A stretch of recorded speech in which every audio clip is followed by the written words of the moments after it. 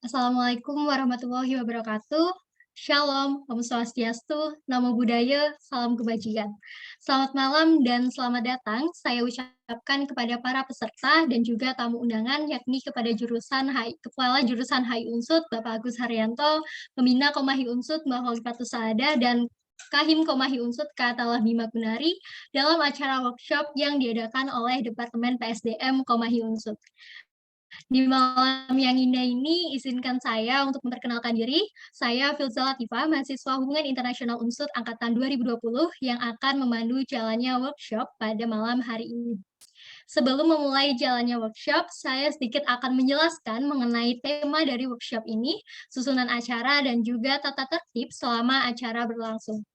PSDM Komahi Unsud mengadakan workshop yang bertemakan Making a Creative Essay in collaboration with ISMA student at University of Sussex yang bertujuan untuk memberi gambaran kepada mahasiswa HI Unsud seputar langkah-langkah dan tips dalam membuat essay.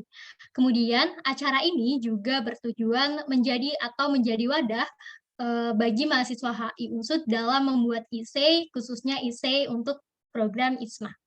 Terkait dengan susunan acara malam hari ini, acara akan diawali dengan pembukaan, kemudian sambutan oleh Ketua Komahi Unsud, Kak Talah Bima Gunari, kemudian dilanjutkan dengan sambutan oleh Pembina Komahi Unsud, Mbak Holifatus Saada, kemudian dilanjutkan dengan sambutan oleh Ketua Jurusan HI Unsud, Bapak Dr. Agus Haryanto, dan akan ada di penyampaian materi oleh Kak Hana Fathia Nurdin, dilanjutkan dengan sesi tanya-jawab, dan yang terakhir dokumentasi serta penutupan. Kemudian, selama acara berlangsung, peserta harus memenuhi atau mematuhi tata tertib yang sudah ditentukan oleh panitia.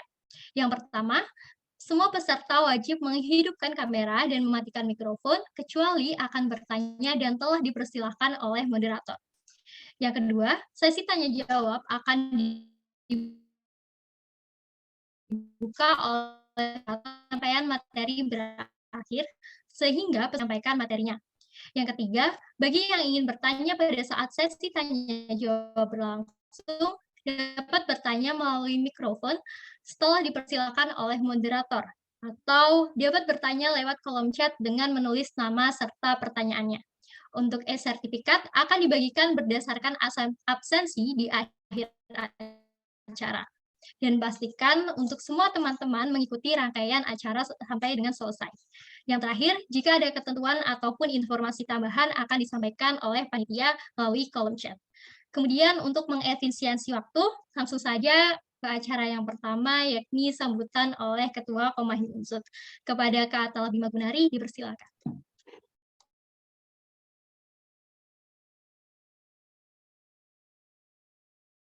Oke, cek. Suara terdengar ya? Audible ya? Oke. Ya, Kak Eli. Oke. Selamat malam. Assalamualaikum warahmatullahi wabarakatuh. Shalom, Om Swastiastu, Namo Buddhaya, salam kebajikan. Selamat datang teman-teman di acara PSDM ya. Yang saya hormati Pak Agus Haryanto selaku Ketua Jurusan Hubungan Internasional Universitas Jenderal Sudirman, yang saya hormati Mbak Holifatus Saada selaku pembina dari Komahi Unsud, lalu teman-teman panitia dan teman-teman partisipan yang saya hormati juga, cintai juga ya. Oke, pada hari ini ya temanya essay untuk ISMA ya, semoga nanti kedepannya ada yang bisa nerusin Hana ya.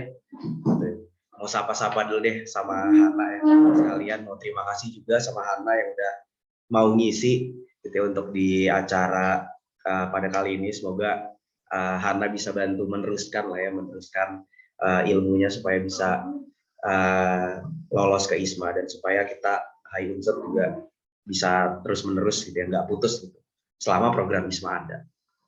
Terus juga yang saya inginkan juga luaran dari acara ini, semoga teman-teman juga bisa jauh lebih paham soal kepenulisan gitu ya, karena kepenulisan ini kan penting untuk keberjalanan kuliah, terutama banyak teman-teman di sini yang masih angkatan 2022 dan 2021. Jadi semoga ini bisa jadi bekal buat teman-teman semua. Semoga ini bisa jadi manfaat buat teman-teman semua. Dan semoga itu tadi doa yang paling utama, semoga program ISMA ya dari HI Unsur semoga nggak putus, gitu. Ada yang bisa terus ke sana. Mungkin itu aja. Sekali lagi saya mau terima kasih lagi sama Hana ya. Nggak tahu deh di Inggris sekarang jam berapa nih? Nggak tahu ya. Jam 12 kok. Oh, masih jam 12 siang ya. Itu ya, kalau bisa ya bawa oleh-oleh gitu ya kalau udah pulang gitu ya, kita teman-teman Komahi gitu dibawain coklat Inggris lah ya, yang nggak usah neko-neko lah. Mungkin itu aja yang bisa saya sampaikan pada malam hari ini. Mungkin teman-teman sekali lagi bisa mengambil manfaat yang sebanyak-banyaknya dari acara pengembangan ini. Mungkin itu aja. Bisa dilanjutkan ke sambutan oleh Pak Agus dan Mbak Iva. Mungkin itu aja, saya kembalikan ke MC. Wassalamualaikum warahmatullahi wabarakatuh. Selamat malam, selamat menikmati acaranya. Oke, terima kasih Kak Bima atas sambutannya. Kemudian akan ada sambutan dari pembina Komahi Unsur Khalifatus Sa'adah. Kepada Mbak Iva dipersilakan. Oke, terima kasih Filsa atas waktunya. Assalamualaikum warahmatullahi wabarakatuh. Selamat malam semuanya, kecuali untuk fans Argentina ya, yang barusan kalah 2-1 ini. Oke, yang terhormat Pak Agus Haryanto, selaku Kajur Jurusan Hubungan Internasional yang sekarang berada di Makassar. Semoga sehat selalu ya Pak, dan segera pulang Pak. Ya, kalau bisa segera pulang gitu ke kantor. Ya. Lalu juga yang terhormat Ketua Komahi Unsud Atalah Bima, dan juga yang selalu saya banggakan Hana Fatiyah yang sekarang berada di Inggris yang sedang mengikuti program BISMA, serta teman-teman peserta workshop Making a Creative Essay pada malam hari ini. Puji syukur kehadirat Allah Subhanahu karena di tengah suasana yang mungkin tidak pasti di dunia ini, kita masih bisa dipertemukan secara virtual untuk saling berbagi terkait dengan membuat sebuah esai yang kreatif, terutama terkait dengan IISMA. Seperti yang kita tahu bersama ya teman-teman, IISMA ini merupakan sebuah pride yang sangat luar biasa, terutama bagi mahasiswa-mahasiswa yang ingin merasakan bagaimana menempuh pendidikan dalam waktu yang singkat berupa pertukaran di universitas-universitas lain selain di Indonesia. Kita tahu sendiri Hana sekarang berada di Sussex di Inggris, sebuah universitas yang luar biasa. Teman-teman kalau mencari informasi mengenai Sussex pasti banyak sekali informasi yang menarik yang bisa kita ambil dari universitas tersebut.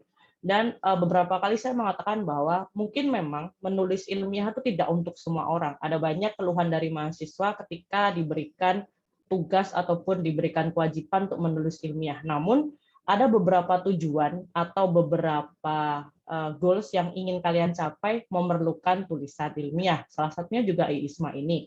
Dan di berbagai universitas di Indonesia, biasanya yang lolos IISMA itu paling banyak memang dari jurusan hubungan internasionalnya. Saya tahu di Universitas Airlangga juga hampir semua yang lolos IISMA itu anak HI. Pun juga di Unsud, kita punya Hana dan juga Azil.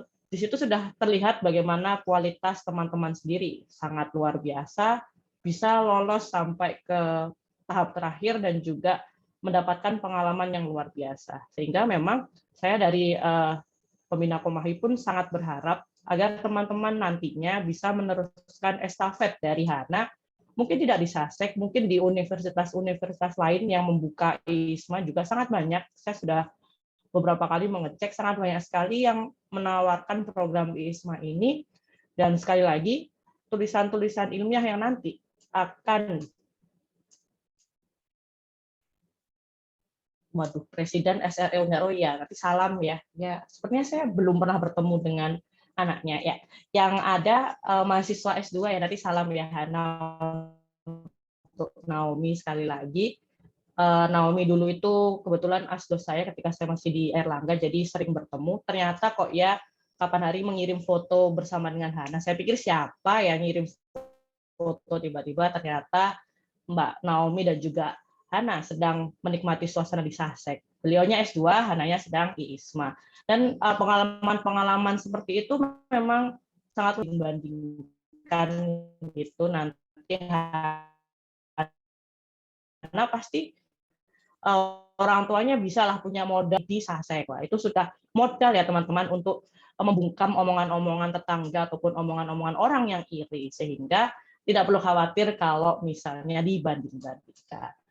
Mungkin sekian dari saya. Selamat menikmati acara. Semoga dari acara pada malam hari ini teman-teman bisa mendapatkan saripati dari pengalaman yang sudah dijalani oleh Hana dan juga bisa meneruskan tongkat estafet Hana di program-program ISMA selanjutnya. Sekali lagi terima kasih. Selamat malam.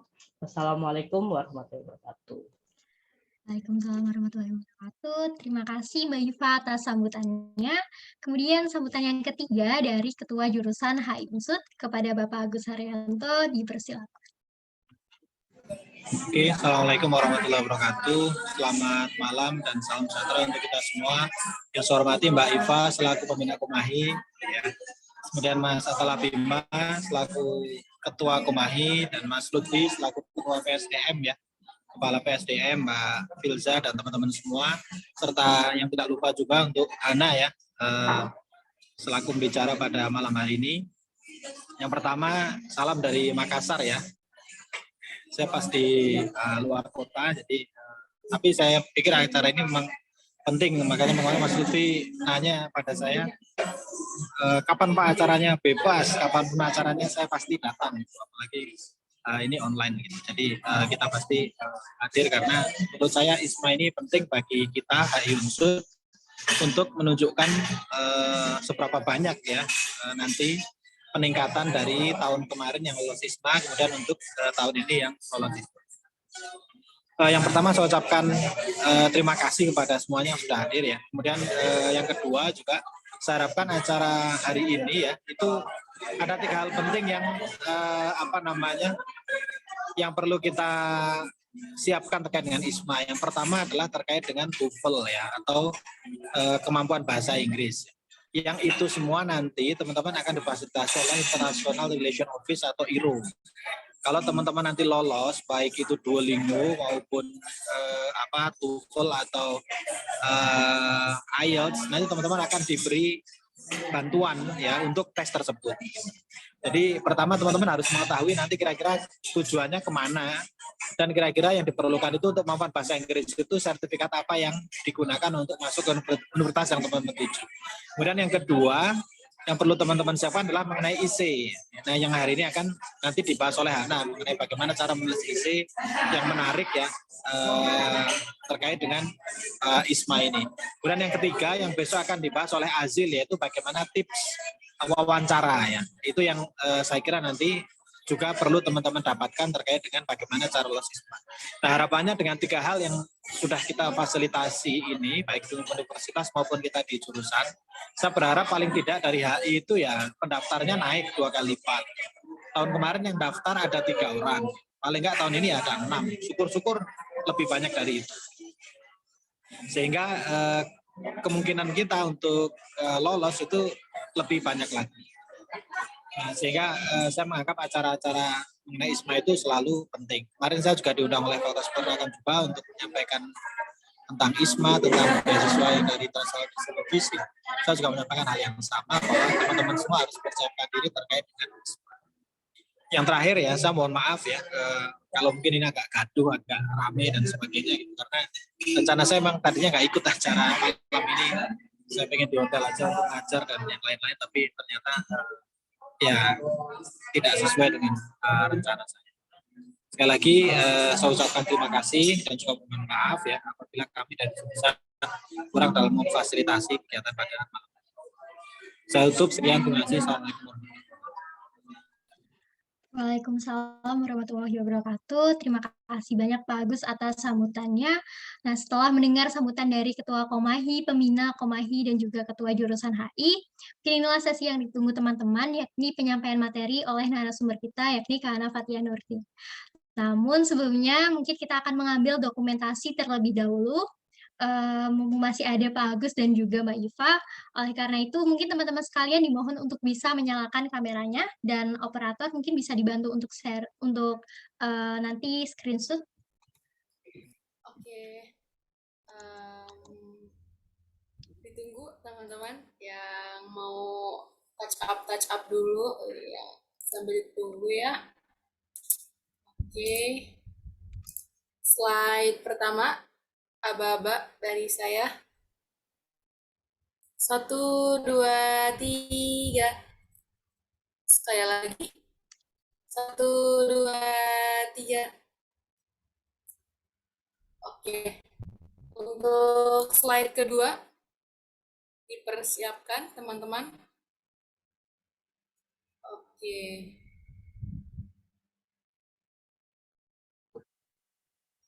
Oke, aba-aba dari saya. 1, 2, 3. Lagi. 1, 2, 3. Oke, terima kasih teman-teman. Terima kasih. Oke, terima kasih juga operator atas bantuannya. Nah, kemudian akan ada penyampaian materi dari narasumber kita, Kak Hana Fathia Nurdin. Sebelumnya, saya mau menyapa Kak Hana, apakah sudah ada di ruang Zoom? Halo. Suaraku terdengar jelas kan ya?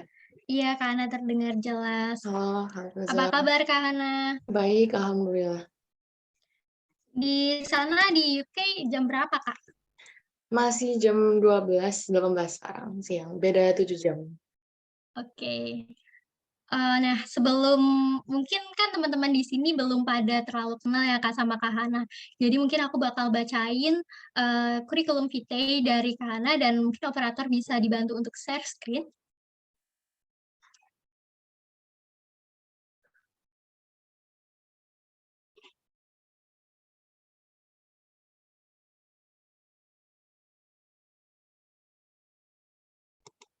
Baik Pak Agus, terima kasih Pak Agus sudah bergabung dalam acara tadi dan sudah memberikan sambutan.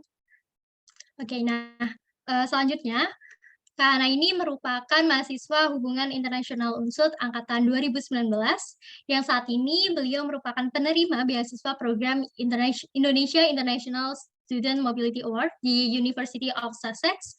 Dan selama berkuliah di UNSUD, Kak Hana aktif dalam berbagai kegiatan, baik itu akademik maupun non-akademik. Kak Hana saat ini menjadi Presiden Foreign Policy Community of Indonesia Chapter UNSUD. Kak Hana juga pernah menjalani magang di Justice Without Border pada April sampai dengan Juli tahun 2022. Kak Hana juga aktif dalam kegiatan sukarelawan, salah satunya dengan ia menjadi tutor dari mata kuliah THI 2. Selain itu, Kak Hana juga tertarik dalam isu-isu kemanusiaan, kebijakan luar negeri, dan politik serta juga keamanan.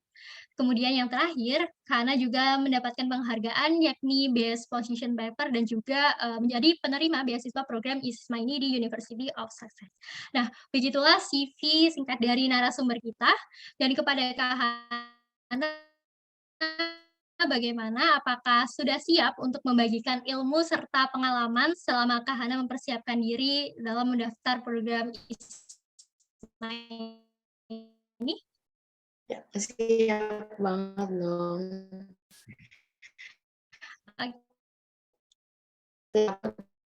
Dari PSDM dan Komahi, semoga bisa bermanfaat. Oke, langsung aja kepada Kak Hana dipersilakan untuk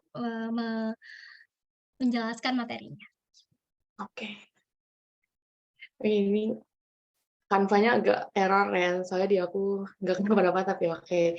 Halo semua, selamat malam. Di sini aku mau sharing sedikit soal gimana sih menulis esai beasiswa dari pengalamanku gitu. Ini sedikit disclaimer di awal. Ini aku tulis di sekitar bulan Maret atau Maret April, dan mungkin aja masih banyak kekurangannya. Jadi kalau misalnya kalian melihat ada kekurangan, mohon diambil yang baik-baiknya aja. Oke, boleh next.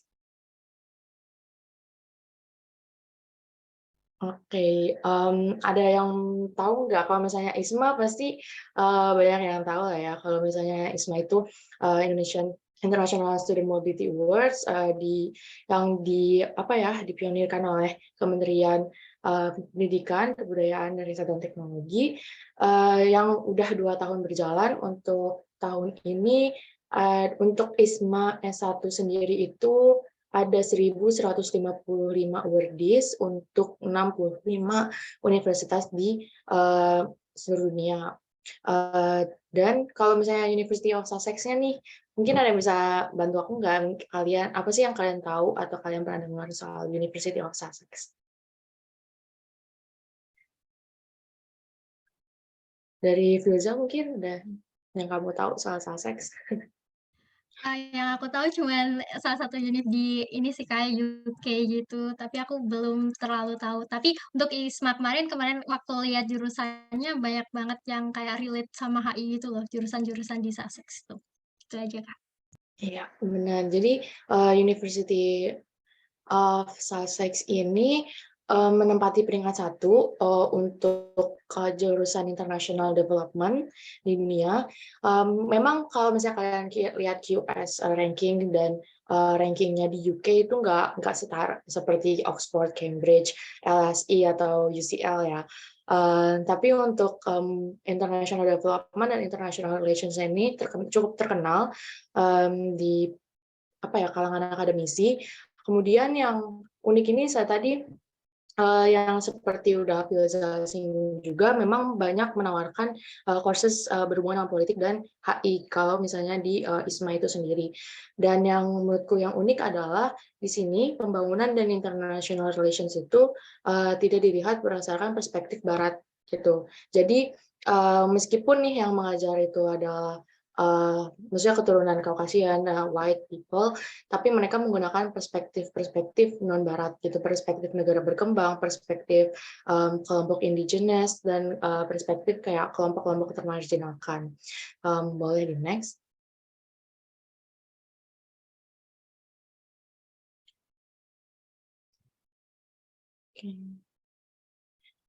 Oke, mungkin sedikit tambahan, University of Sussex itu terletak di Brighton, di kota Brighton di Tenggara Inggris, sekitar 1 jam naik kereta dari London.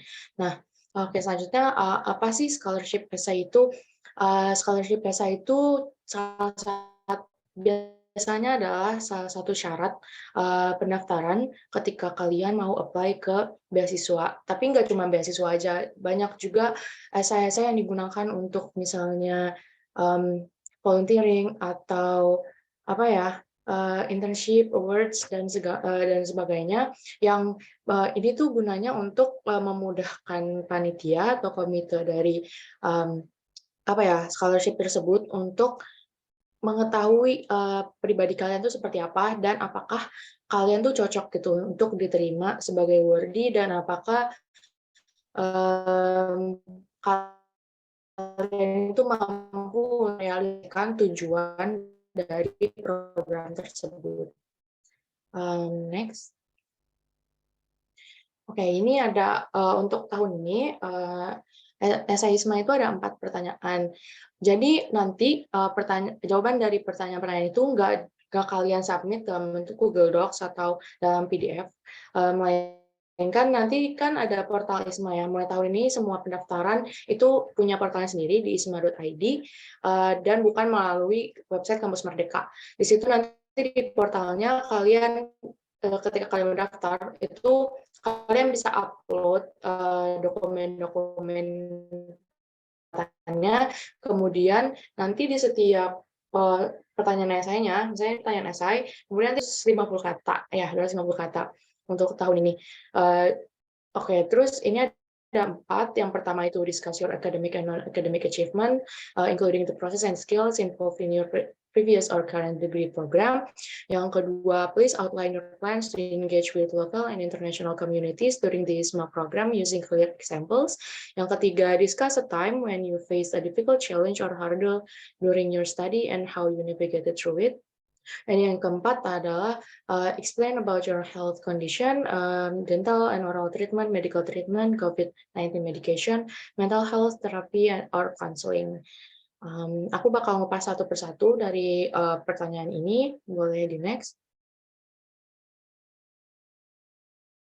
Ini ada general tips untuk kalian mengerjakan esai ya, bisa nggak cuma esai ISMA tapi esai berbasis bahasa Inggris lainnya. Yang pertama, personalize your essay. Jadi esai itu merefleksikan diri kalian.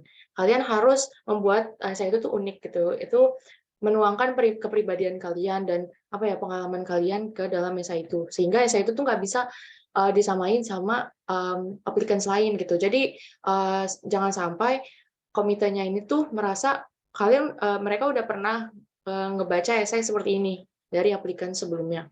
Terus untuk yang berbahasa Inggris bisa gunakan tools seperti Grammarly atau Quillbot untuk membantu kalian menstruktur dan menulis esai kalian, karena kesalahan grammar itu kesalahan paling remeh tapi fatal gitu, karena di awal kan banyak banget nih aplikasinya. Kemarin itu ada sekitar 7.500, kan nggak mungkin semuanya dicek satu-satu dari awal kan. Yang paling awal pasti difilter berdasarkan grammar dan grammar mistakes-nya. Kemudian ada juga selanjutnya adalah jangan menulis dekat sama deadline.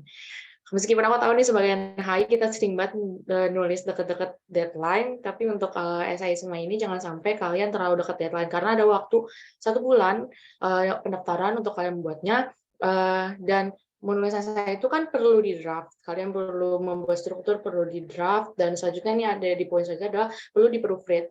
Jadi kalian nggak cuma nge-proofread esai itu sendiri, tapi juga minta orang lain untuk nge-proofread. Minta teman-teman kalian, bisa minta bantuan dosen juga, atau minta bantuan awardees tahun lalu untuk memproofread esai dan masih masukan gitu untuk bisa kalian revisi esainya. Banyak banget kok awardees former awardees yang ngebuka slot untuk mereka bantu nge-proofread esai. Bisa ada di Twitter, bisa ada di Instagram. Kalian juga bisa reach out akun-akun Instagram ISMA.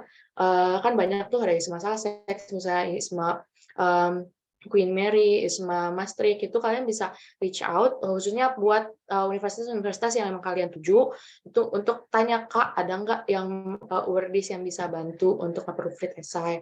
Kalian pintar-pintar aja cari celah dan cari koneksi untuk mendapatkan orang yang bisa nge-proofread esai kalian. Terus selanjutnya adalah fokus ke jawaban-jawaban yang result oriented. Jangan terlalu bertele-tele dan menjelaskan pembukanya gitu.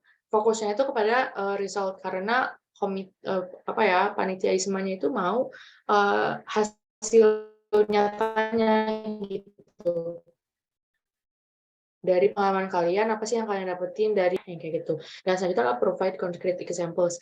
Jadi kalau misalnya kalian bilang kalian bisa gambar, nah, kasih contoh yang jelas gitu. Kemampuan kalian bisa gambar itu sampai mana? Misalnya kalian pernah menang lomba tingkat provinsi, atau kalian jago debat. Nah, kalau kalian juga harus ngasih example nih, kalian apakah kalian ikut klub debat, menang lomba debat, atau mengepalai kelompok debat, dan sebagainya. Oke, next. Oke, sebelum masuk ke masing-masing pertanyaan, ini ada the STAR method. Ini umum digunakan oleh awardees ISMA. Ini juga berguna banget misal kalian untuk interview, untuk menulis esai-esai lainnya, itu penting banget menggunakan STAR method ini. Yang pertama itu ada S atau situation, yaitu kalian kasih deskripsi singkat situasi yang kalian hadapin. What, who, where, and when gitu. Kemudian ada task, describe your task, and kalian tuh tanggung jawabnya di situ apa, di situasi itu apa. Terus highlight juga tantangannya, tantangan dari menyelesaikan task tersebut. Apakah ada deadline-nya atau ada kesulitan yang harus kalian overcome gitu, lalui. Kemudian ada action, itu kalian di bagian itu kalian menjelaskan tindakan apa atau solusi apa yang kalian lakukan untuk menyelesaikan task yang ada dengan urutan yang kronologis gitu. Jadi kronologis dan jelas. Terus habis itu kalian juga lebih baik untuk memberikan solusi yang unik, yang yang set you apart gitu, yang membedakan kalian dari aplikan lain. Yang terakhir dari result, yaitu kalian harus meng-underline tangible results gitu, result yang bisa dilihat, bisa diukur dari hasil dari action kalian untuk menyelesaikan task yang ada. Kalian bisa highlight achievements kalian, apa yang kalian improve, apa yang kalian pelajari. Improve ini bisa improve bagi diri kalian atau kayak untuk situasi misal kalian harus menyelesaikan suatu masalah di organisasi dan apa sih yang kalian improve dari organisasi itu gitu. Oke, next. Oke, ini tips untuk pertanyaan nomor 1 yang academic dan non-academic achievements. Yang pertama itu adalah be concise, 150 kata. Dan ya sebagai sama anak HI kita tahu 250 kata itu nggak banyak banget kan. Karena kita terbiasa menulis kayak 1000, 1500, 2000. Nah, karena ini ditanyainnya akademik dan non-akademik. Jadi itu kayak beresiko untuk menjadi terlalu panjang jawabannya. Jadi di sini kan harus concise, kalian harus singkat, padat, dan jelas. Meskipun aku tahu nih banyak banget anak-anak HI yang punya banyak prestasi. Dan pasti kalian juga pengen banget nonjolin kalau gue berprestasi nih, gue pantas dapet ini semua. Aku tahu gitu. Tapi meskipun kalian punya banyak prestasi, kalian cuma perlu ambil 1 atau 2 yang paling impactful gitu, yang levelnya mungkin level lombanya paling tinggi atau impact-nya ke diri kalian paling besar, impact ke orang lain paling besar. Kalian cuma perlu pilih 1 atau 2. Terus yang selanjutnya adalah be clear. Kalau misalnya kalian menjelaskan, do it in a chronological order gitu, biar jelas, jangan lompat-lompat. Kalian harus jelasin dari awal sampai akhir secara beruntut dan make sure juga kalian menjelaskannya itu dengan kata-kata yang jelas dan mudah untuk dimengerti gitu.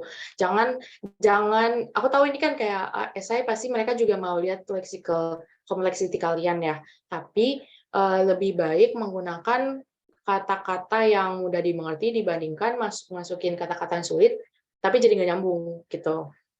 Tapi bukan berarti kalian nggak boleh ini ya masukin kata-kata pengganti atau kata-kata sinonim yang sedikit kompleks gitu untuk menunjukkan kalau kalian tuh fluent dalam bahasa Inggris. Itu juga nggak apa-apa asal kalian tahu dan make sure itu nyambung gitu dan bisa dimengerti. Kemudian be unique, coba buat diri kalian itu stand out dengan mengimply kalau misalnya kalian tuh bisa melalui situasi yang ada dengan solusi yang unik yang kamu sendiri pikirkan gitu. Terus selalu masukin results-nya apa.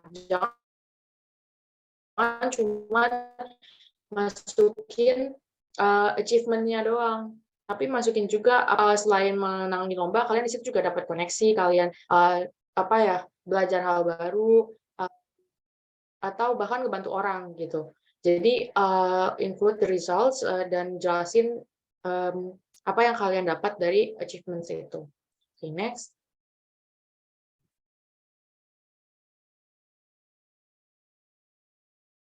Ini jawaban dari esaiku. Ini aku merasa kayak masih banyak kurangnya, tapi aku bakal coba share. Jadi ini pertanyaan pertama yang aku highlight pink ini adalah S-nya, situation-nya. Situation-nya apa sih? Ini in July 2021 itu ada when, terus what-nya itu aku mendirect climate public dialogue, who-nya itu dari PCA chapter unsur.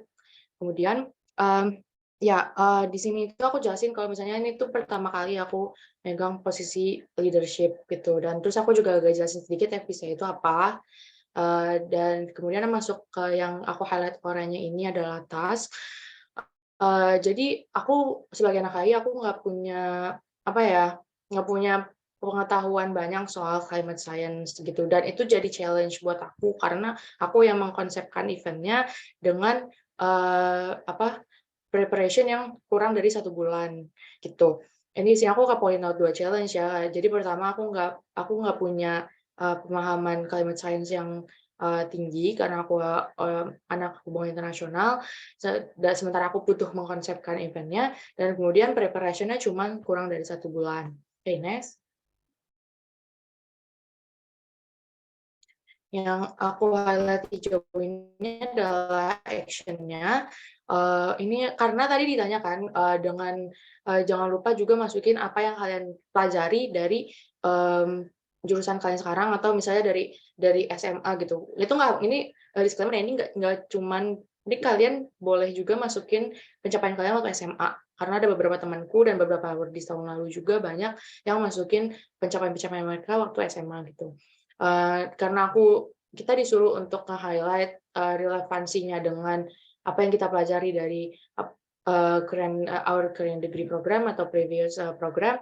Di sini aku, bilang nih kalau misalnya skill riset yang aku kembangkan di kelas di hubungan internasional itu, ngebantu dan aku akhirnya dengan riset skills itu aku bisa, ngumpulin, statistik, yang komprehensif soal, topik public dialog-nya itu Indonesia Carbon Ecosystem. Kemudian aku juga jadi bisa nge-provide, timku dengan, data yang cukup untuk, diskusinya. Terus aku juga nge-assist, timku untuk nge-engage panel speakers-nya dan audiensnya. Yang terakhir itu the result, yang aku highlight warna biru, itu kita berhasil mengundang, 3 speakers high profile dari, direktur dari Kementerian Luar Negeri, kemudian ada, 2 CEO dari 2 NGO yang berbeda. Kemudian, result-nya juga kita dapat berapa viewers dari, YouTube, kemudian dari pengalaman ini juga aku dapat, banyak pelajaran yang aku list di sini. Nah, boleh next selanjutnya. Karena ditanyanya adalah academic dan non-academic achievement, jadi aku harus nge-squeeze in yang academic juga. Academically aku nggak punya prestasi apa-apa, kayak aku nggak pernah menang lomba esai, lomba debat aku nggak pernah. Tapi di sini yang bisa aku highlight adalah IPK aku. Ya walaupun anak kaya aku yakin banyak banget yang sekarang juga IPK tinggi-tinggi. Jadi, S-nya ini adalah situation-nya ini adalah being active in my organization. Jadi, di sini aku langsung menyingkat aja gitu, being active in my organization nggak menghalangi aku dari, melakukan yang terbaik gitu di kelas. Dan action-nya aku lebih, memperbanyak di action, ada aku pakai Google Task, aku pakai Google Calendar, terus jadinya aku juga nggak pernah submit tugas lewat dari deadline, terus habis itu aku biasanya matiin notifikasi ke DND biar fokus. Kadang aku juga, konsul juga ke dosen atau ke teman-teman, soal, topik esai gitu. Terus kalau misalnya kerja kelompok biasanya aku yang duluan misah-misahin, tugas gitu, biar lebih cepat selesainya. Kemudian yang, jadi result-nya adalah, eee aku dapat, IP yang bagus, IP yang bagus selama 3 semester kemarin dan dengan IPK yang sekian gitu. Oke, next.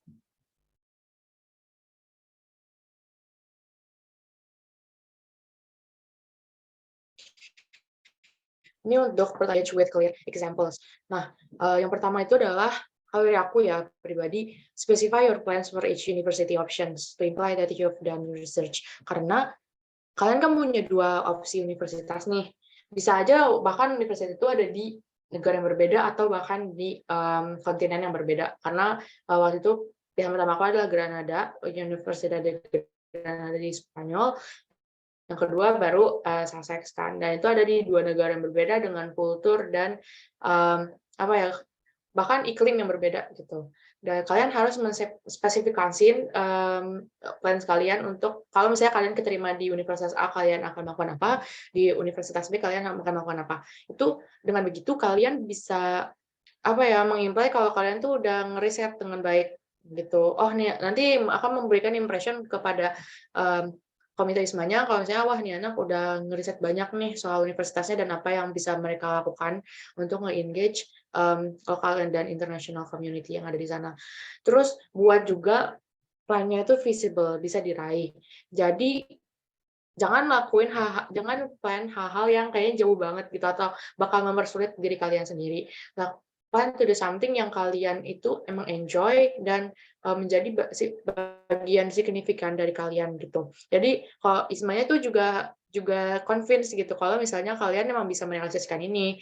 Bisa kalian suka baca buku, kalian bisa mungkin join book club yang ada di kampus. Kalian suka nyanyi, kalian bisa join society akapela di kampus gitu. Jadi memang lakuin sesuatu yang itu kalian bisa realisasikan gitu. Nggak usah neko-neko kalian mau bikin performance show atau apa gitu, nggak usah neko-neko.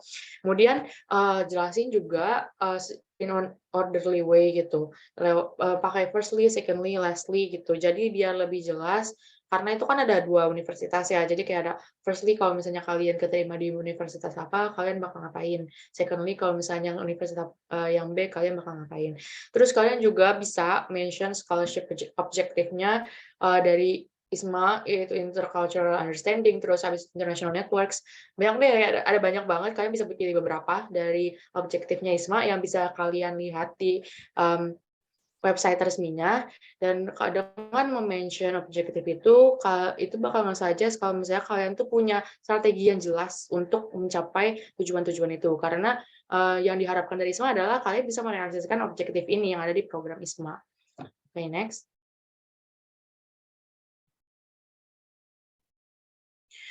Oke, ini yang pertama karena aku pilihan pertama adalah Granada, aku pertama masukin Granada dulu. Firstly, kalau misalnya aku keterima di University of Granada, yang pertama adalah aku bakal belajar Spanish before my departure gitu, sebelum aku berangkat. Terus untuk selain itu aku juga udah milih course Spanish speaking and writing skills di program ISMA untuk meningkatkan proficiency-ku selama aku belajar di sana.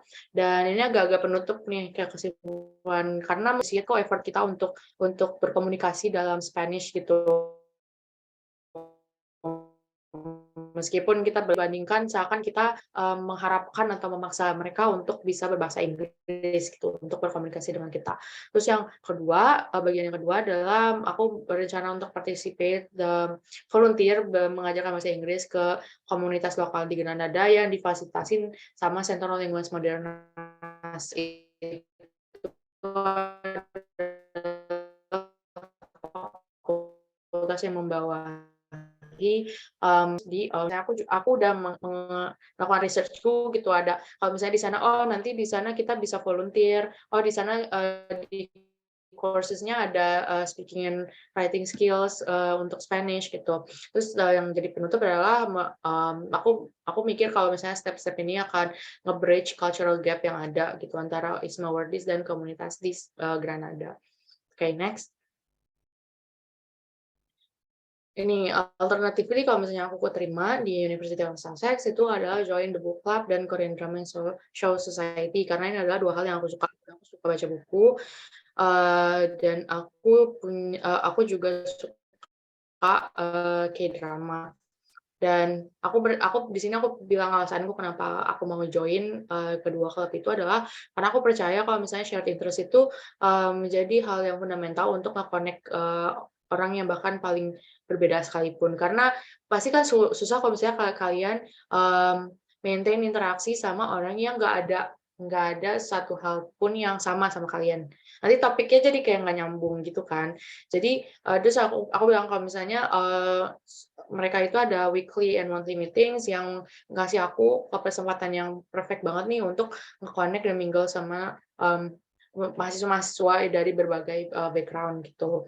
Terus yang kedua adalah karena tadi aku suka baca buku, di Brighton itu banyak banget independent bookshops yang dijaga sama ownernya langsung gitu. Dan biasanya itu selalu kalau setiap kalian masuk pasti selalu ada juga orang lain gitu loh yang lagi lihat-lihat. Nah itu aku bilang kalau misalnya plan aku untuk datangin independent workshops itu dan interact with the owners karena sepemahamanku mereka juga baik-baik banget, apalagi yang pemiliknya itu kayak kakek-kakek atau nenek-nenek itu mereka semua baik dan open untuk diajak ngobrol. Terus yang kedua, ini kan ada there is a saying that food is the way to reach people's heart. Di sini aku berencana untuk masakan Indonesia atau ngebawain snack-snack dari Indonesia. Dan menurutku kalau misalnya sharing meals itu jadi medium gitu untuk exchange culture dan juga memperkuat hubungan sosial. Okay, next. Terakhir adalah aku berencana untuk kayak networking sama student associations mahasiswa-mahasiswa Indonesia di di either country, baik di Spanyol maupun kalau misalnya di Inggris.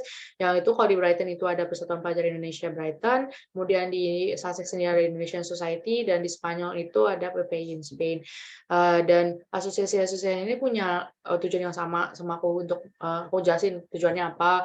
Terus di bagian akhir di summarize-nya aku bilang ini yang aku bilang singgung objektif dari programnya. Di sini aku jelasin aku are all in line with the objective of the ISMA program in developing intercultural communication, enhancing practical skills, and building international networking. Gitu. Next.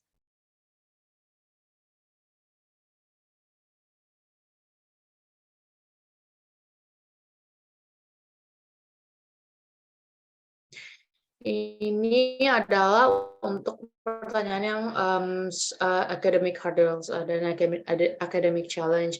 Itu kan challenge yang berkaitan sama ISMA itu 2023, COVID udah 3 tahun, dan COVID ini tuh udah dipakai di ISMA 2021 dan 2022. Ini udah dipakai sama ribuan applicants dan jangan gunain itu lagi karena takutnya komite ISMA bakal losing interest gitu loh. Kalau kalian dari awal udah jelasin masalahnya adalah di COVID. Karena semua orang juga menghadapi itu gitu loh. Udah nggak unik lagi.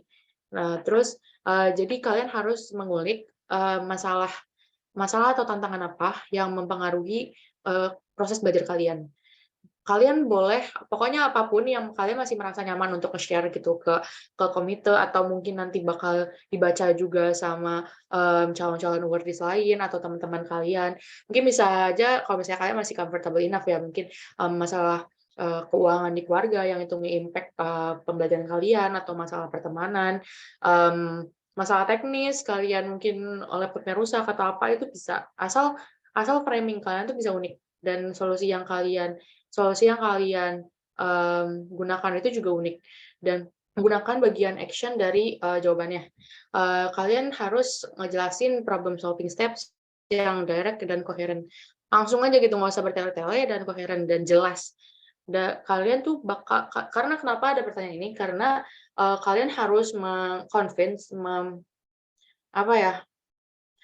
meyakinkan ISMA kalau kalian tuh bisa menghadapi dan melalui tantangan apapun yang bisa kalian temui ketika belajar di luar. Karena pasti kalian ketemu satu atau dua challenge learning hurdles yang bakal kalian temui ketika ada di luar negeri. Dan yang terakhir adalah tekankan results-nya apa.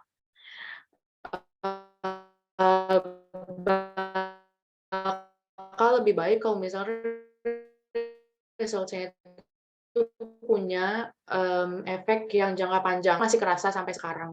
Oke, next. Oke, ini jawabanku. Jadi yang balik lagi ke STAR Math tadi, S-nya ini adalah situation. Sebagai anak HI, aku punya banyak tugas yang dari quiz, terus essay, terus habis itu ada paper analisis juga. Dan aku juga waktu aku semester 3 nih, aku selalu struggling gitu untuk keeping them on track gitu. Karena aku ngerjain tuh lama banget. Aku ngerjain lama banget bisa kayak 5 hari sampai seminggu gitu. Padahal kan aku masih punya tugas lain. Nah, terus kemudian next.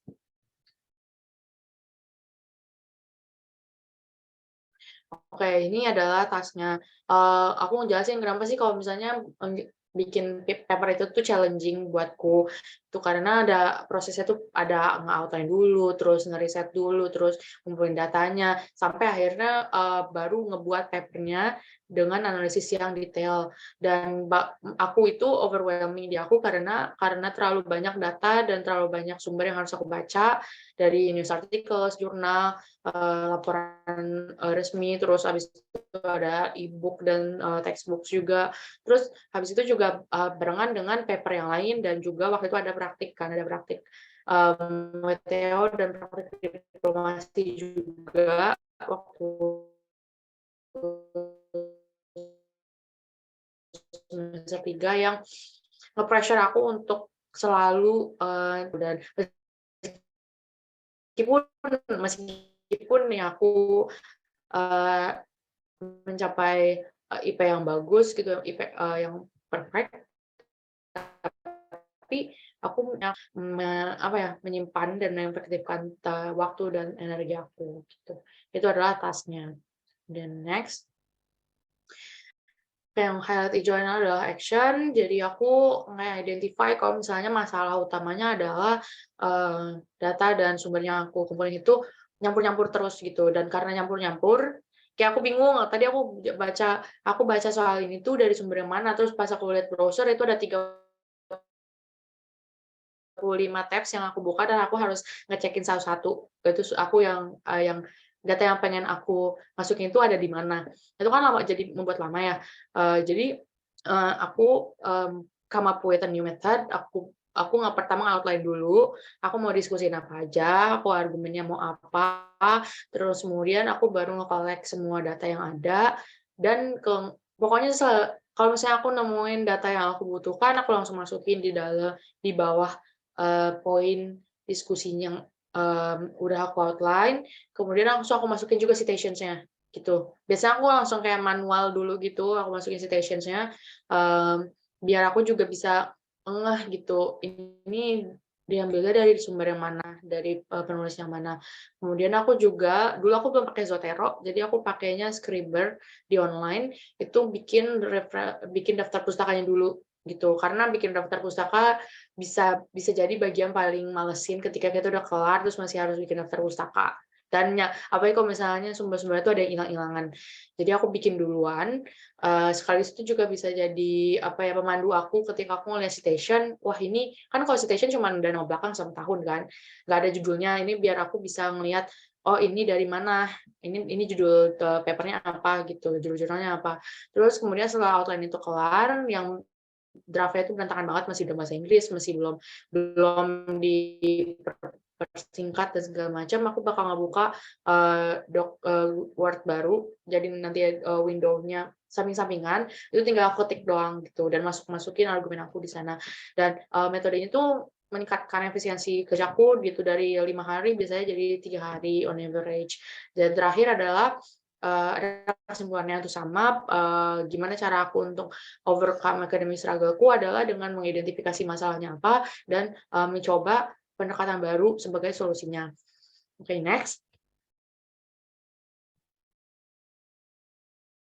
Oh, ini pertanyaan terakhir.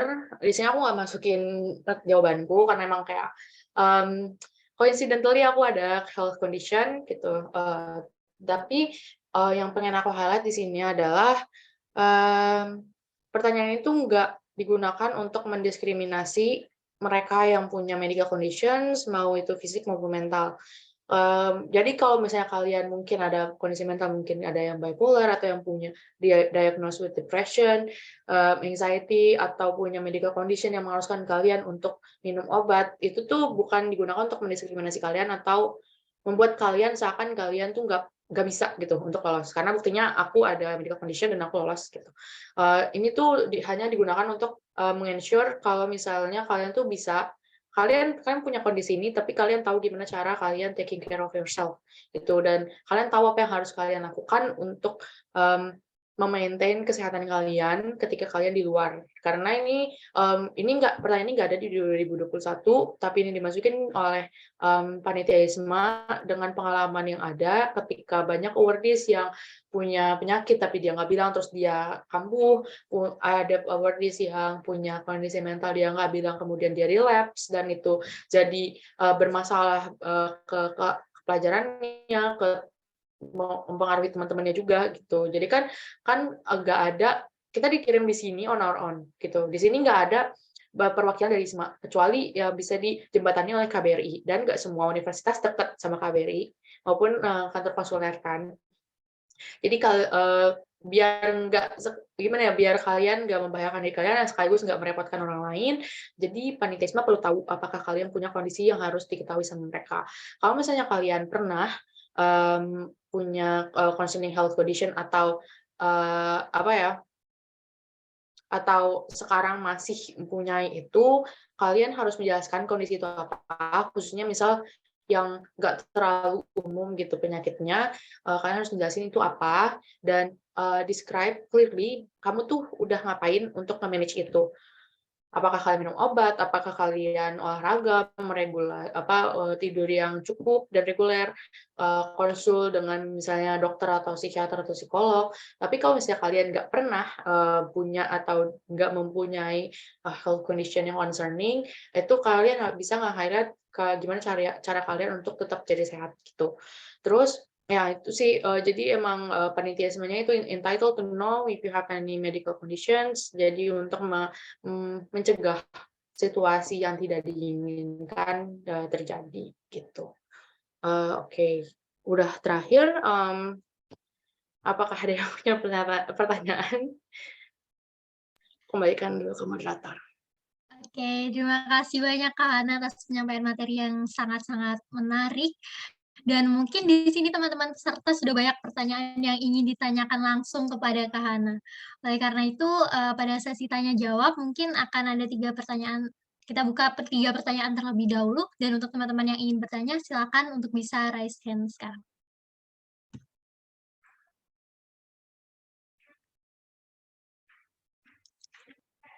Teman-teman juga selain raise hand mungkin bisa chat di kolom komentar ya, untuk yang malu mungkin ingin bertanya langsung.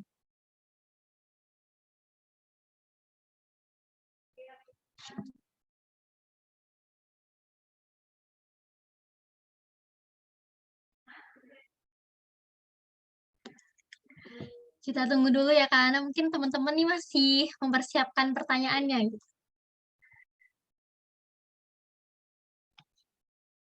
Oke, aman. Kalian bisa nanya apa aja kok, mungkin kalau misalnya kalian mau bertanya di luar esai juga nggak apa-apa, kalau misalnya kalian ada yang kalian penasaran tapi nggak langsung berkaitan sama esai, kalian bisa tanya apa aja.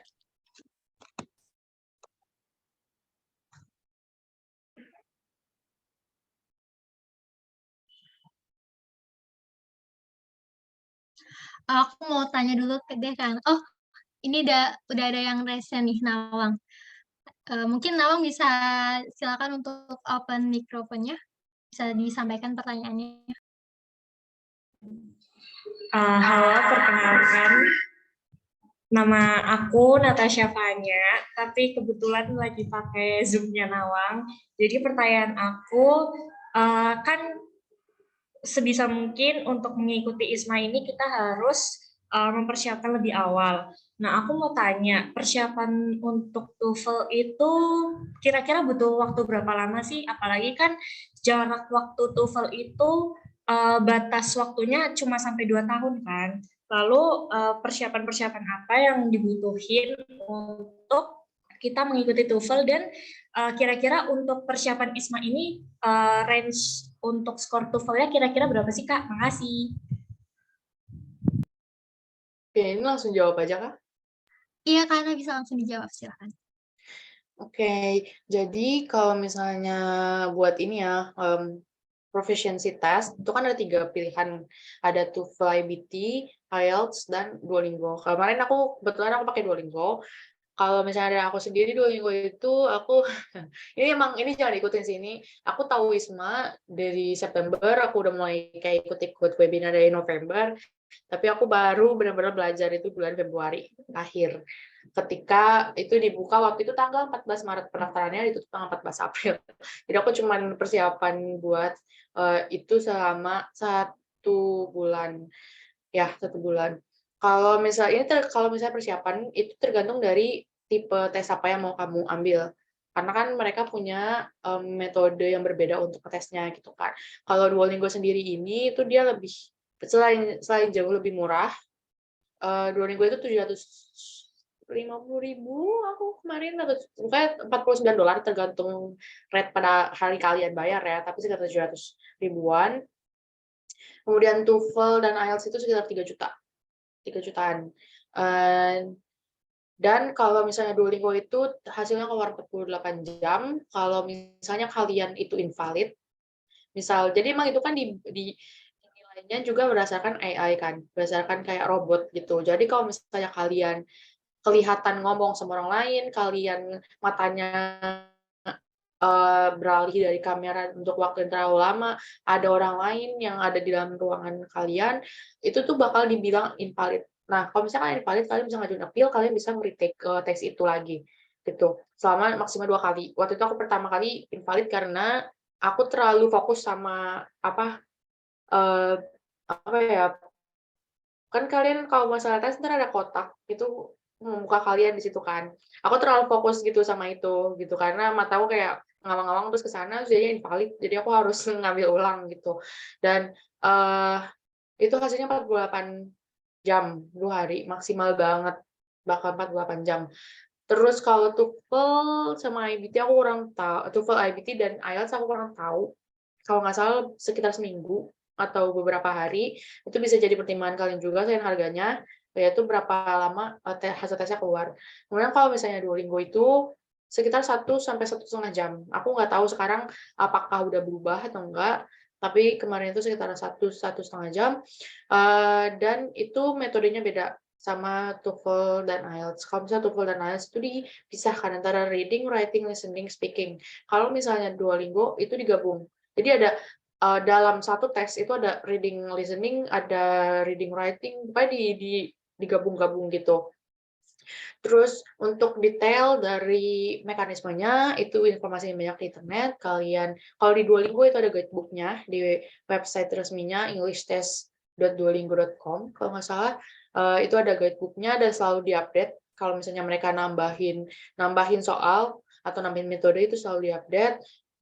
Di Duolingo juga kalian bisa trial test selama 15 menit dan bakal ngasih range skor kalian, dan pada umumnya range skor itu benar gitu. Jadi kayak nilai akhir kalian ada di dalam range skor itu. Dan tapi itu nggak bisa, kalian nggak bisa terlalu terpaku sama itu karena ada beberapa bagian tes yang di-omit gitu, nggak dimasukkan ke trial ini karena cuma 15 menit. Kemudian apa aja? TOEFL sama IELTS itu banyak bukunya, banyak ada aplikasi latihannya. Ini juga membantu banget kalian bisa nyari tips-tips belajar dari YouTube. Karena banyak banget yang ngajarin gitu. Untuk tips Duolingo sendiri tuh ada, bahkan ada kayak dia bahkan bikin aplikasi khusus untuk pelatihan Duolingo. Aku agak lupa namanya siapa, tapi kalian bisa cari kayak Duolingo English Test Tips di YouTube atau TOEFL IELTS Tips. Itu banyak banget yang ngajarin gimana sih cara memperkaya vocab kalian, gimana cara struktur ngejawab pertanyaannya, gimana cara overcome kalau misalnya kalian tiba-tiba gugup, itu banyak banget. Jadi maksimalin resource yang kalian punya gitu. Kalian punya laptop, kalian punya HP, bisa buka YouTube, bisa cari channel atau grup di Telegram yang bisa buat belajar bareng. Kemudian yang paling penting adalah speaking. Yang paling penting banget adalah speaking. Karena meskipun kalian rasanya bagus, tapi di lolos interviewnya gagap, haru banget gitu. Kemudian kalian bisa latihan speaking ini dengan ngomong sendiri. Atau kalian bisa nyari, kan pasti kalau misalnya speaking di proficiency test ini biasanya tuh kalian dikasih pertanyaan dan kalian harus jawab. Kalau TOEFL sama IELTS itu kalian disuruh ngasih argumen. Kalau misalnya di di Duolingo itu kalian mendeskripsikan foto, kemudian ada juga kalian dikasih pertanyaan, tapi nggak terlalu argumen banget sih, nggak argumentatif, tapi kalian dikasih pertanyaan, misal di negara kalian tuh, di negara yang kamu tinggali, ada nggak kultur yang unik gitu, terus kalian jelasin gitu. Jadi itu kan nggak bisa yang ngejawabnya dengan kalimat pendek-pendek kayak saya tinggal di Indonesia. Indonesia adalah negara tropis di Khatulistiwa. Nggak bisa kayak gitu. Jadi kalian harus menggunakan kalimat yang kompleks. Itu latihannya dari mana kalian bisa cari pertanyaannya. Prompt pertanyaan itu banyak banget di internet, bisa ada di aplikasinya juga, bisa di TOEFL, aplikasi latihan TOEFL dan IELTS itu ada. Kalian bisa latihan untuk menjawab itu. Dan biasanya aplikasi-aplikasi atau latihan-latihan kayak gitu, mereka juga memberikan contoh jawabannya. Kalian bisa kayak apa ya? Jangan dihafalin, jawabannya jangan dihafalin, tapi kalian bisa dapat acuan untuk ngejawabnya itu harus gimana. Gitu sih, speaking-nya harus dilatih. Aku speaking-ku jelek, sampai sekarang kadang pun speaking-ku juga kayak masih kesandung-sandung, dan mungkin salah satu challenge dari persiapan ISMA aku adalah aku harus menghadapi fakta kalau misalnya speaking-ku jelek. Dan aku harus memaksa diriku untuk mendengarkan bahasa Inggrisku yang hancur gitu, latihan setiap malam. Tapi di situ di mana kalian berkembang gitu. Kalian harus ngedorong diri kalian kalau misalnya kalian lemah di writing, mulai dari sekarang gitu. Mulai dari sekarang kalau kalian lemah di bagian manapun, di writing, reading, listening, speaking, itu kalian harus melatih itu semua. Itu kalau yang biasa ngomong sendiri, kalian bisa ngomong sendiri lagi di motor, lagi ngomong sendiri lagi lagi mandi, lagi di depan kaca. Untuk baca kalian bisa mulai membiasakan diri membaca artikel-artikel newspaper luar yang berat gitu, misalnya New York Times, Financial Times, Foreign Affairs, apalagi ya, yang semacam itulah gitu. Atau jurnal, banyakin baca jurnal bahasa Inggris, opinion dalam bahasa Inggris, The Conversation itu juga bagus, Diplomat. Nah, terus habis itu ada apa lagi? Listening itu bisa kalian coba dengan nonton film atau series Netflix, coba tanpa subtitle. Atau kalian bisa mulai pakai subtitle bahasa Inggris, terus kalian sinkronkan antara apa yang aktor yang ngomong dengan apa yang subtitlenya bilang gitu. Terus bisa perlahan-lahan coba nonton itu tanpa subtitle, dan ngukur seberapa jauh kalian paham itu. Terus apa ya, writing itu sebenarnya writing itu juga dipengaruhi sama reading gitu. Kalau kalian terbiasa untuk membaca kalimat-kalimat yang kompleks, kalimat-kalimat yang apa ya, yang disambungkan gitu. Jadi ada induk kalimat, anak kalimat, itu biasanya kalian bisa mulai terbiasa untuk nulis dalam kalimat-kalimat yang kompleks juga. Tapi kalian juga bisa memperkaya vocab kalian, verbs kalian, cari sinonim dari kata apa yang katanya simple gitu. Misalnya very much, kalian bisa cari sinonimnya apa biar nggak menggunakan kata very dan sebagainya. Terus apa lagi ya? Ada yang kurang nggak ya? Kalau untuk persiapannya, kalau bisa dari sekarang, juga bisa persiapin uangnya juga dengan apa, sesuai dengan kemampuan finansial kalian, sesuai dengan kemampuan kalian juga. Kalian juga harus rasional. Karena ISMA tuh nggak bisa cuma bermodal yakin kita bisa. Karena kita juga ada rasional. Kalau misalnya waktunya mepet dan kalian nggak merasa yakin kalian bisa mendapatkan hasil yang bagus dengan TOEFL, kalian bisa gunain Duolingo gitu. Biar kalian nggak membuang-buang tenaga, membuang-buang pikiran dan membuang-buang uang ketika kalian nggak seyakin itu untuk menggunakan TOEFL. Ini bukan aku mengencourage kalian untuk jadi pesimis ya, karena kadang dengan waktu yang sangat sempit dan kondisi yang juga mepet, kalian juga harus rasional gitu untuk mengambil langkah. Untuk range-nya sendiri, minimal IELTS secara universal di ISMA itu minimal 6,5, dan dengan syarat nggak ada sub-score yang di bawah 6. Untuk TOEFL IBT itu aku correct me if I'm wrong, saya sekitar 76, 78, atau 80, aku lupa banget.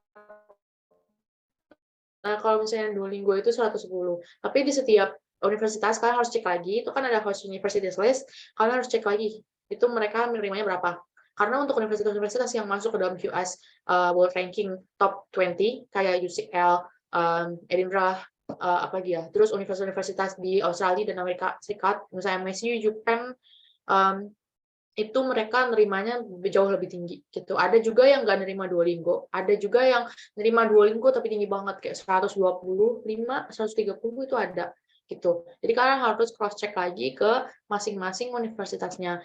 Dan untuk be safe, kalian harus punya skor yang di atas minimalnya itu sekitar 10 atau 15 poin di atasnya. Tapi balik lagi ya ke metodenya, kalau misalnya IELTS mereka minta 6,5, safe-nya kalian itu 7,5 gitu. Oke, maaf jawabnya jadi panjang lebar, semoga itu ngebantu. Boleh mungkin aku jawab pertanyaan, ada yang di chat ya?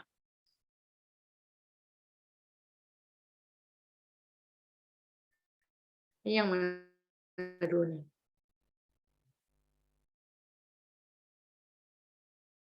Halo, Fiza? Atau mungkin aku langsung jawab aja kali ya? Oke, Halo. jadi untuk pertanyaannya bisa langsung dijawab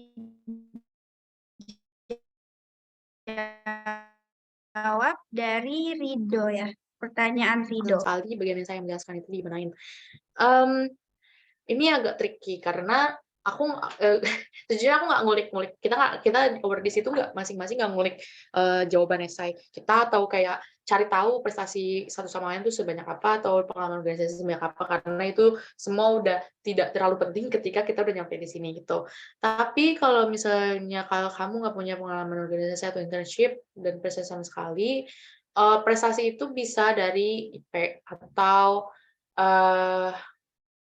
apa ya, kamu sebisa mungkin dengan waktu yang ada, sekarang bulan November, dibukanya bulan Maret, mungkin kamu masih bisa punya waktu untuk cari kegiatan di luar gitu.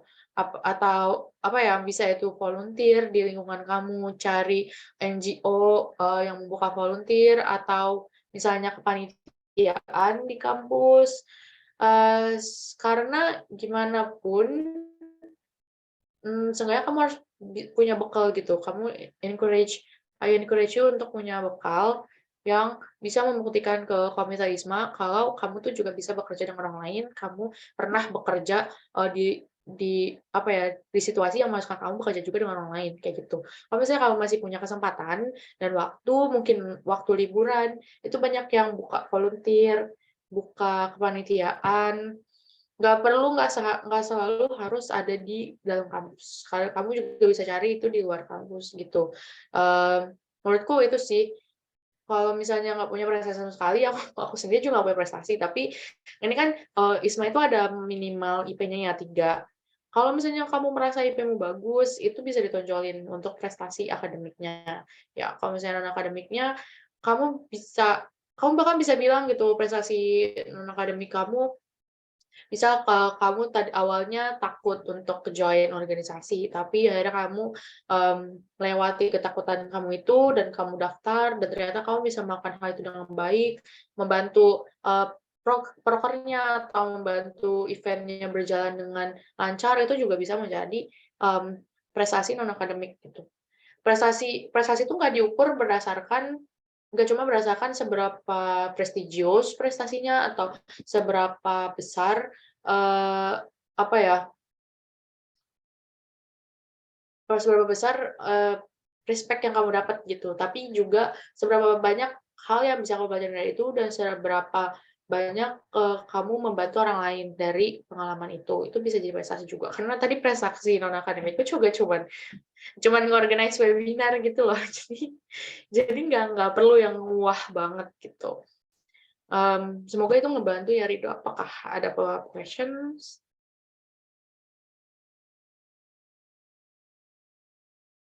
Oke, mungkin nggak ada ya.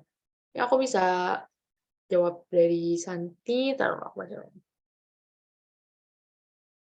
Oke, culture shock itu ada pertanyaan common untuk awardees. Culture shock-nya pasti ada beberapa ya. Meskipun emang membantu banget kalau misalnya kita cari tahu dulu sebanyak-banyaknya tentang kultur di negara yang bakal kalian datengin. Culture shock yang mengejutkan tapi kayak apa ya, nggak mengejutkan banget. Pertama tentunya adalah masalah hygiene, karena di sini ini kayak common banget kalau misalnya wordis yang ke Europe, ke Amerika, atau beberapa bagian Asia yang adalah mereka nggak punya, ya betul, by that, mereka nggak punya semprotan gitu kalau saya di toilet, yang toilet itu benar-benar kering. Itu kita aku sendiri udah antisipasi ke banyak wordis yang beli by that portable gitu di Shopee. Jadi bentuknya itu kayak botol, terus kayak ada apanya ya, kayak ada corongnya gitu, yang botol itu bisa kayak dipencet ngeluarin air gitu. Itu ngebantu kalau misalnya kalian di rumah. Sebenarnya itu kan kalau misalnya di luar kalian mau ke toilet bisa ditahan ya, atau misalnya kalau misalnya cuma pipis pakai tisu itu masih bisa ditahan lah, masih bisa ya udah di eman-eman aja, terima-terima aja. Tapi kalau misalnya di rumah, kalau ini kebetulan kalian bukan tipe orang yang bisa tahan nggak pakai air, bisa itu digunain di rumah juga gitu badannya. Bisa juga kalau misalnya kalian orangnya bersih banget, itu juga bisa dibawa kemana-mana. Terus culture shock yang kedua adalah makanan di Inggris hambar.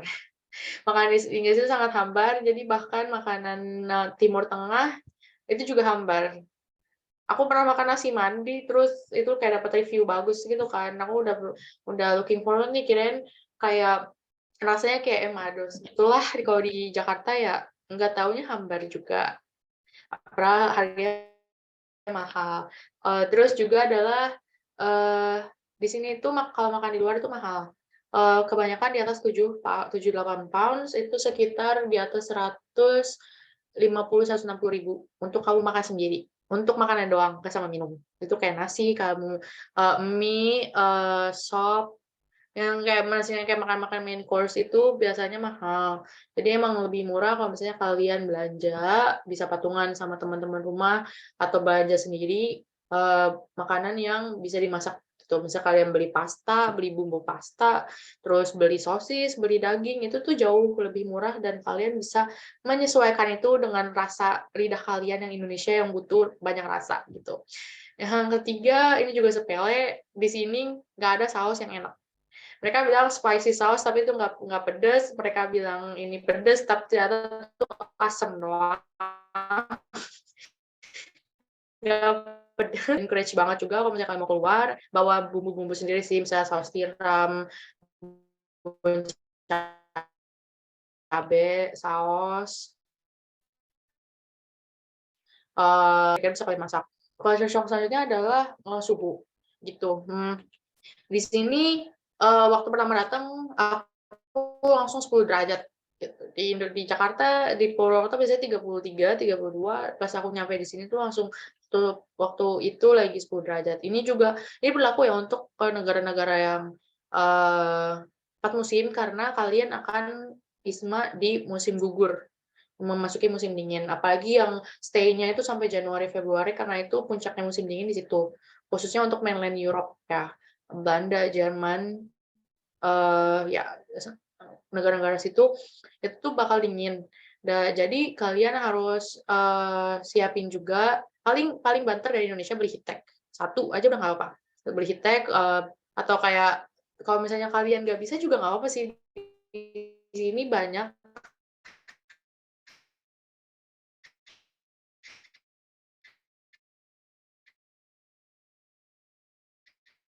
kalau di Europe, di Inggris itu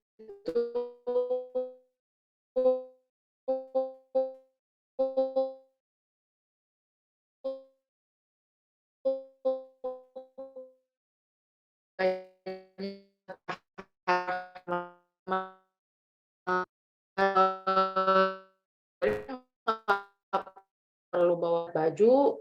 Ini yang aku seselin seperti misalnya kelas tuh biasanya cari mana koper kalian, terlebih airline yang mengurangi bagasi. Aku berangkat 35, aku pulang 30. Gitu. Batas bagasinya. Gitu. Jadi cewek-cewek bisa di mix and match gitu. Terus